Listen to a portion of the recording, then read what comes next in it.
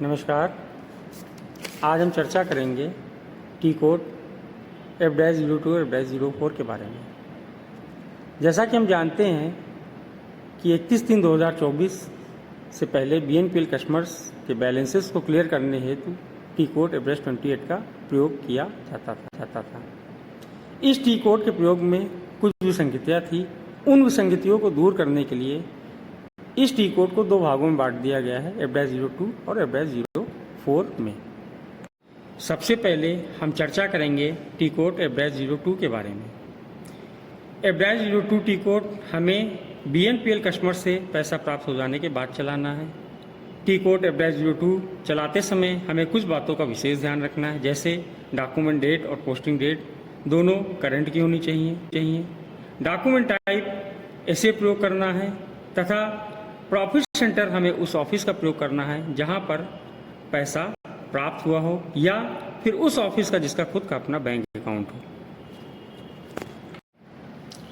T code F-02 run कराने के लिए सबसे पहले हम अपने सैप के अकाउंट में लॉगिन करेंगे। लॉगिन करने के बाद ट्रांजैक्शन कोड बॉक्स में F-02 टाइप करेंगे। टाइप करने के बाद इंटर प्रेस करेंगे। प्रेस करने के बाद नई विंडो पॉपअप होगी जहां पर हमें कुछ बातों का विशेष ध्यान रखना है, जैसे डॉक्यूमेंट डेट और पोस्टिंग डेट दोनों करंट की होनी चाहिए। डॉक्यूमेंट टाइप हमें ऐसे प्रयोग करना है। कंपनी कोड DOPI प्रयोग होगा। DOPI stands for department of post India. Currency rate INR stands for Indian rupee. उसके बाद हम डॉक्यूमेंट हेडर टेक्स्ट कॉलम में कस्टमर का अकाउंट नंबर और उसका नाम दर्ज करेंगे। तत्पश्चात हम अगर लास्ट लाइन में देखें तो वहां पर शो हो रहा है लाइन आइटम एंट्री, जहां पर हम पोस्टिंग की 40 सेलेक्ट करेंगे तथा अकाउंट कॉलम में हम रेमिटेंस टू बैंक क्लियरिंग का GL कोड डालेंगे। जैसे अगर हम यूपी सर्किल से बिलोंग करते हैं तो वहां का remittance to bank clearing UP का GL कोड 4867700211 प्रयोग करेंगे। फिर उसके बाद हम इंटर प्रेस करेंगे। इंटर दबाने के बाद नई स्क्रीन पॉपअप होगी जहां पर हम ध्यान देंगे कि जो GL अकाउंट हमने लाइन आइटम एंट्री के दौरान दर्ज किया था वह ऊपर हो रहा होगा। तत्पश्चात हम अमाउंट वाले कॉलम में कस्टमर से प्राप्त हुए भुगतान को दर्ज करेंगे। फिर उसके बाद मोर में जाकर उस ऑफिस का प्रॉफिट सेंटर भरेंगे जहां पर उस कस्टमर ने पैसा जमा किया हुआ है। फिर उसके बाद टेक्स्ट वाले कॉलम में clearing customer balance incoming payment दर्ज करेंगे। अब पूर्व में हुई अकाउंटिंग एंट्री को बैलेंस करने हेतु हम नेक्स्ट लाइन आइटम में जाएंगे जहां पर हम पोस्टिंग की 50 का प्रयोग करेंगे तथा अकाउंट कॉलम में 4878200015 जो कि RSAO BNPL customer incoming payment का GL कोड है उसको वहां पर दर्ज करेंगे तथा दर्ज करने के पश्चात इंटर पर प्रेस करेंगे। इंटर प्रेस करने के बाद फिर से नई विंडो पॉपअप होगी जहां पर हमको पिछली स्लाइड में किए गए प्रोसेस को फिर से सेम उसी तरह फॉलो करना है। जैसे अमाउंट वाले कॉलम में सेम वही अमाउंट दर्ज करना है जो कि हमको कस्टमर से प्राप्त हुआ है। मोर में जाकर उस ऑफिस का प्रॉफिट सेंटर दर्ज करना है जहां पर वो पैसा प्राप्त हुआ है तथा टेक्स्ट कॉलम में जाकर clearing customer balance incoming payment भरना है। उपरोक्त एंट्री भरने के बाद हम डॉक्यूमेंट टैब में जाएंगे जहां पर हम सिमुलेट बटन पर क्लिक करेंगे। सिमुलेट बटन पर क्लिक करते ही फिर से एक नई विंडो पॉपअप होगी जहां पर हम देखेंगे कि दो एंट्रीज शो हो रही हैं।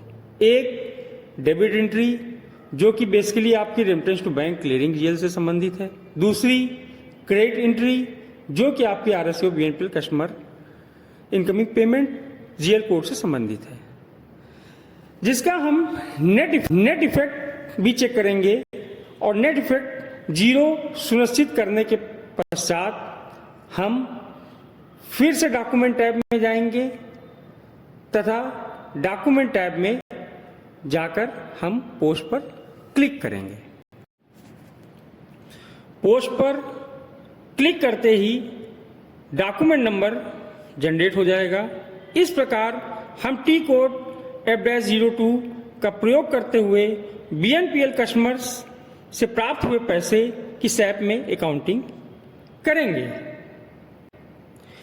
BNPL कस्टमर से प्राप्त रकम की SAP में पोस्टिंग के बाद हमें यह भी सुनिश्चित करना है कि उन BNPL कस्टमर्स के बैलेंसेस को भी क्लियर किया जाए, जिससे कि उपरोक्त BNPL कस्टमर द्वारा किए गए रेवेन्यू का लेखा में रिफ्लेक्शन हो सके। इसके लिए हम टी कोड F-04 का प्रयोग करेंगे। अब हम बात करेंगे टी कोड F-04 के बारे में। टी कोड F-04 को चलाते समय हमें कुछ बातों का विशेष ध्यान रखना है, जैसे टी कोड F-04 हमें उस ऑफिस में चलाना है जहां पर रेवेन्यू जनरेट हुआ है। दूसरा, डॉक्यूमेंट डेट और पोस्टिंग डेट दोनों करंट की रखनी है। डॉक्यूमेंट टाइप हमें यहां पर DZ यूज करना है। डॉक्यूमेंट हेडर टेक्स्ट में कस्टमर का अकाउंट नंबर नाम सहित दर्ज करना है। प्रॉफिट सेंटर में हमें उस प्रधान डाकघर तथा उप डाकघर का प्रॉफिट सेंटर दर्ज करना है जहां पर उस रेवेन्यू का लेखांकन हुआ है। और सबसे अंत में हमें इनकमिंग पेमेंट को चुनना है। टी कोड F-04 चलाने हेतु सबसे पहले हम अपने SAP अकाउंट में लॉगिन करेंगे। लॉगिन करने के पश्चात टी कोड बॉक्स में टी कोड F-04 दर्ज करेंगे। उसके बाद इंटर का बटन प्रेस करेंगे। इंटर का बटन प्रेस करते ही एक नई विंडो पॉपअप होगी, जहां पर हम पिछले स्लाइड में डिस्कस हुई बातों को ध्यान में रखते हुए सारी फील्ड्स को भरेंगे। साथ ही साथ क्लियरिंग टेक्स्ट कॉलम में clearing customer balance incoming payment भी दर्ज करेंगे। उसके बाद हम नीचे दिख रहे टैब फर्स्ट लाइन आइटम में पोस्टिंग की 40 सेलेक्ट करेंगे और account number 4878200015 RSO BNPL customer incoming payment का GL कोड दर्ज करेंगे। उपरोक्त GL कोड को दर्ज करने के बाद हम इंटर बटन पर प्रेस करेंगे। इंटर प्रेस करते ही एक नई विंडो पॉपअप होगी, जहां पर हम अमाउंट फील्ड में इनवॉइस के अगेंस्ट क्लियर की जाने वाली राशि को दर्ज करेंगे। उसके पश्चात टेक्स्ट फील्ड में clearing customer balance incoming payment लिखेंगे। उसके पश्चात हम मोर टैब पर क्लिक करेंगे। क्लिक करते ही दोबारा से एक नई विंडो ओपन होगी, जहां पर हम प्रॉफिट सेंटर फील्ड में उस HO तथा SO का प्रॉफिट सेंटर दर्ज करेंगे जहां पर उस रेवेन्यू का लेखांकन हुआ है। उसके उपरांत ग्रीन टिक वाले टैब पर क्लिक करेंगे। तत्पश्चात फिर से हम प्रोसेस ओपन आइटम वाले टैब को क्लिक करेंगे। प्रोसेस ओपन आइटम वाले टैब को क्लिक करते ही दोबारा से नई विंडो पॉपअप होगी। विंडो पॉपअप होते ही left side open item selection में अकाउंट नंबर फील्ड में कस्टमर का अकाउंट नंबर तथा अकाउंट टाइप डी सेलेक्ट करेंगे। साथ ही साथ राइट साइड एडिशनल सिलेक्शन में प्रॉफिट सेंटर या रेफरेंस सेलेक्ट करेंगे। प्रॉफिट सेंटर तथा रेफरेंस या रेफरेंस सेलेक्ट करने के पश्चात प्रोसेस ओपन आइटम पर दोबारा हम क्लिक करेंगे। प्रोसेस ओपन आइटम पर क्लिक करते ही दोबारा से नई विंडो पॉपअप होगी, जहां पर यदि हमने प्रॉफिट सेंटर सेलेक्ट किया है तो फ्रॉम में प्रॉफिट सेंटर डालेंगे, और यदि हमने रेफरेंस कॉलम सेलेक्ट किया है तो इनवॉइस नंबर दर्ज करेंगे। प्रॉफिट सेंटर या इनवॉइस नंबर दर्ज करने के बाद दोबारा से हम प्रोसेस ओपन आइटम टैब पर क्लिक करेंगे। प्रोसेस ओपन आइटम पर क्लिक करते ही फिर से एक नई विंडो शो होगी, जहां पर हमको ये इंश्योर करना है कि अमाउंट एंटर्ड और अमाउंट असाइंड दोनों सेम है कि नहीं, साथ ही साथ नॉट असाइंड अमाउंट जीरो है कि नहीं। यदि नॉट असाइंड अमाउंट जीरो है तो उसके बाद हमें अगले स्टेप की तरफ बढ़ जाना है। हम डॉक्यूमेंट टैब में जाकर सिमुलेट बटन को सिलेक्ट करेंगे और उस पर क्लिक करेंगे। सिमुलेट बटन पर क्लिक करते ही फिर से एक नई विंडो पॉपअप होगी जहां पर हम डेबिट और क्रेडिट एंट्रीज को चेक करेंगे कि दोनों सेम है कि नहीं, साथ ही साथ उनका नेट इफेक्ट जीरो है कि नहीं। नेट इफेक्ट जीरो होने के पश्चात हम फिर से डॉक्यूमेंट टैब में जाएंगे, जहां पर पोस्ट बटन पर क्लिक करेंगे और पोस्ट बटन पर क्लिक करते ही डॉक्यूमेंट पोस्ट कर देंगे। डॉक्यूमेंट पोस्ट करते ही डॉक्यूमेंट नंबर जनरेट हो जाएगा तथा इस प्रकार हम उस कस्टमर के अकाउंट बैलेंस को क्लियर कर देंगे। अब हम बात करेंगे टी कोड FBL 5N के बारे में। जैसा कि हमने पिछली स्लाइड्स में टी कोड F-02 और F-04 के प्रोसेस के बारे में जाना और समझा, ठीक उसी प्रकार हम टी कोड FBL 5N के बारे में जानेंगे। हमारे द्वारा कस्टमर अकाउंट बैलेंस को क्लियर करने हेतु टी कोड F-02 और F-04 का प्रयोग किया गया। अब हमको यह भी सुनिश्चित करना है कि हमारे द्वारा जो टी कोड रन कराए गए हैं वो सही तरीके से रन कराए गए हैं या नहीं।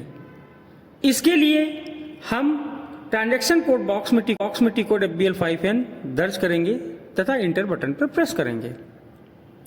इंटर बटन पर प्रेस करते ही नई विंडो पॉपअप होगी, जहां पर कस्टमर अकाउंट फील्ड में हम कस्टमर का account number, all item field में फ्रॉम से टू पोस्टिंग डेट दर्ज करेंगे।